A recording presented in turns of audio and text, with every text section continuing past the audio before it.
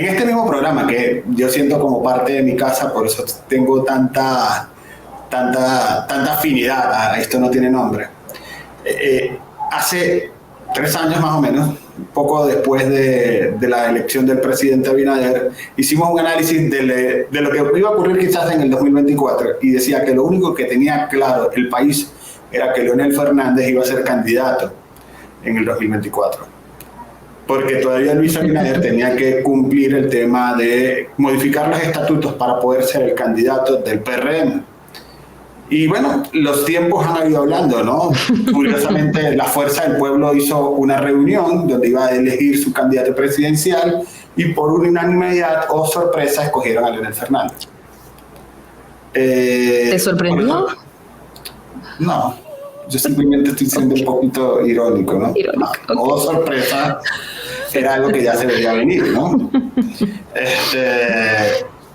Lo de Luis, yo creo que también es evidente que va a la reelección, las señales están allí, pero también hay una historia, hay una narrativa. Yo estoy de acuerdo con lo que dice Orlando, pero también la narrativa de esto de, digamos, lo que no se ve detrás del político.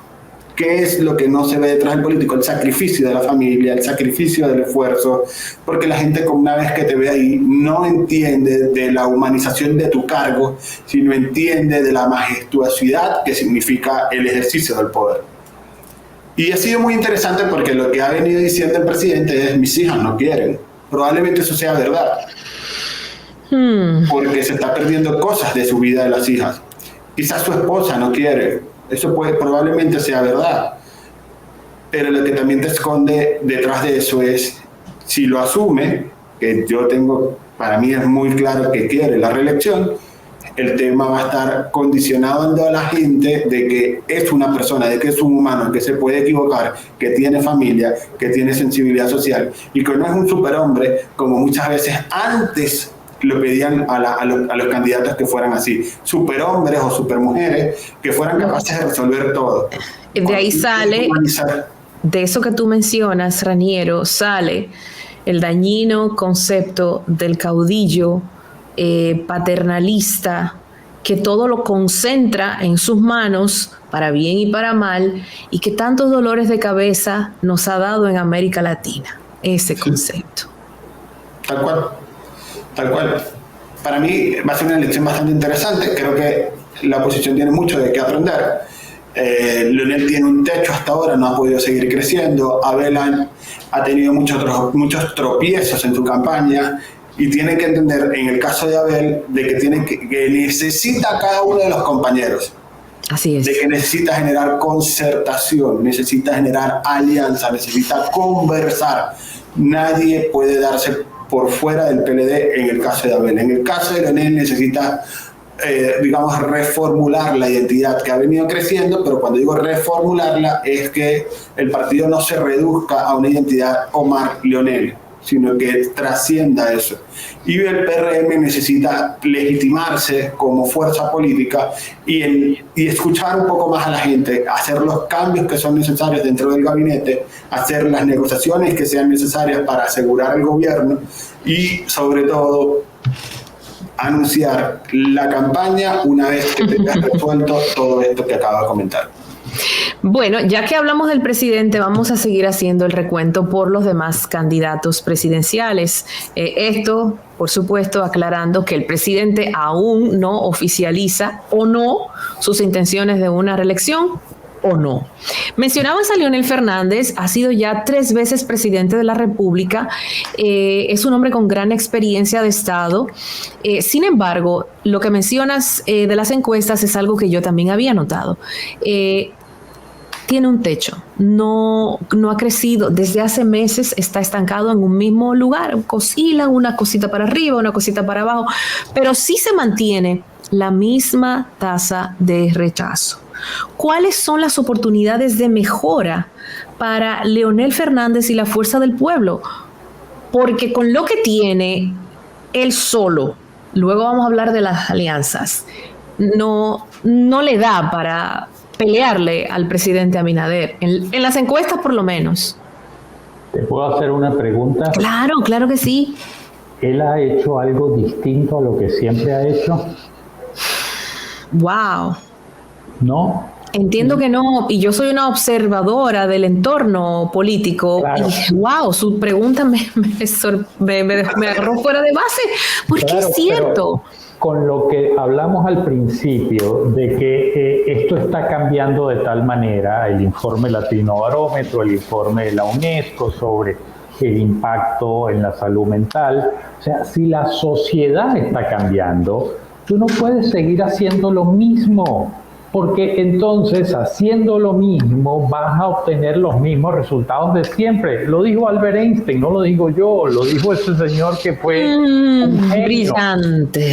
Entonces, que cuando la gente critica al presidente Abinader, yo me río porque lo que está haciendo el presidente Abinader es hacer las cosas distintas.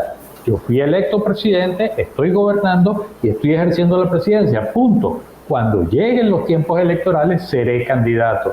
Entonces, la tasa de rechazo del expresidente Leonel Fernández sigue alta. ¿Por qué? Porque sigue haciendo lo mismo.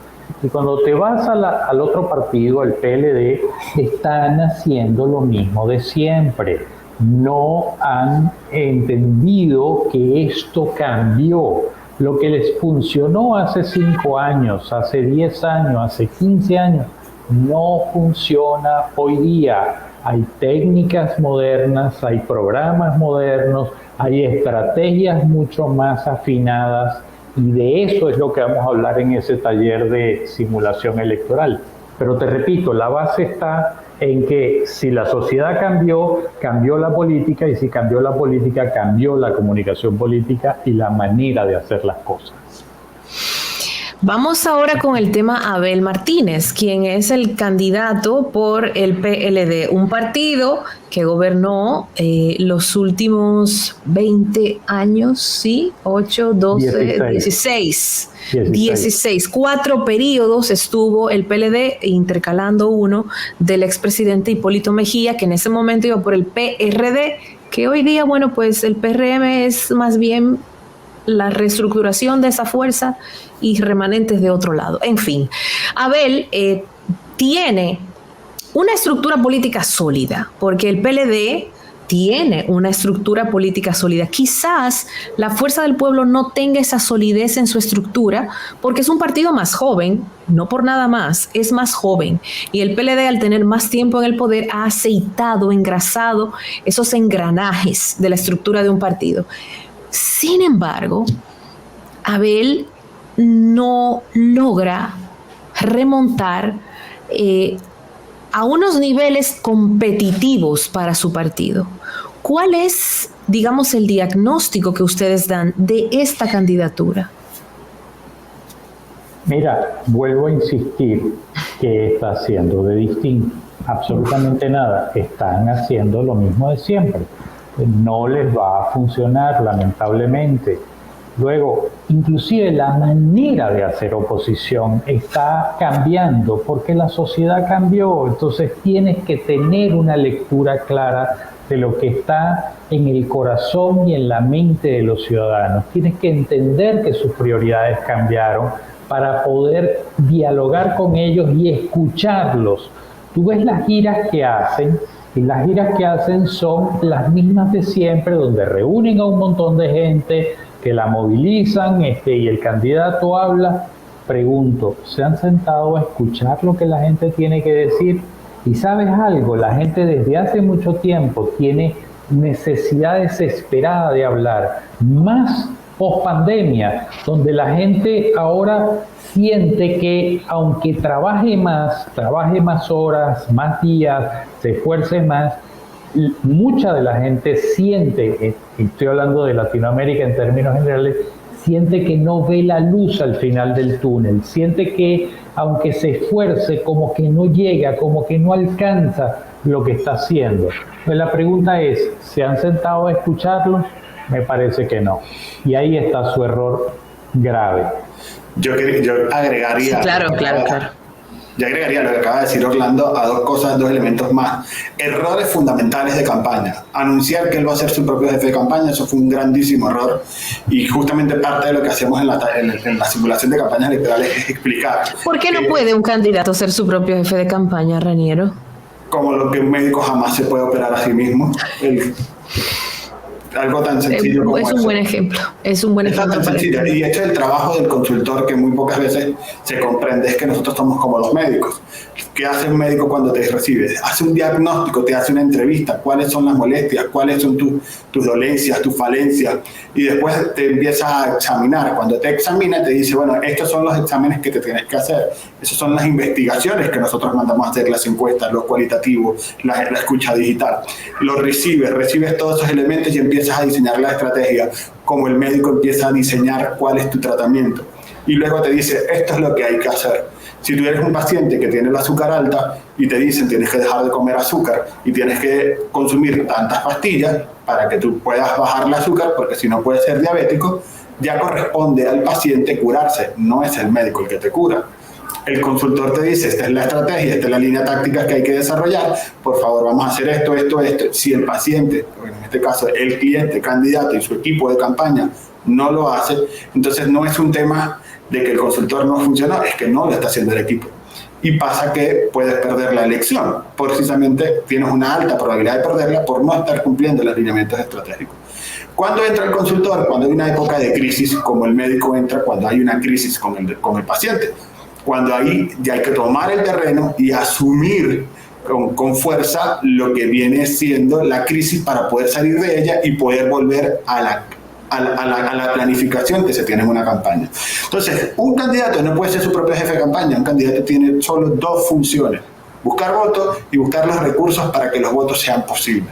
El jefe de campaña es el que le toca gerenciar, y no podemos tener a un candidato pensando en cómo traer votos, sintiéndose bien para poder transmitir emoción, pensando en dónde va a buscar el dinero, y también pensar en dónde están los coordinadores electorales, en dónde está mi equipo de trabajo para la comunicación, en dónde va a estar cada uno de los elementos, dónde está el equipo digital, en dónde está, si tenemos los recintos electorales, si yo no estoy preparándome para ser mejor candidato, porque eso es otra cosa. Y yo siempre pongo como ejemplo al presidente Abinader.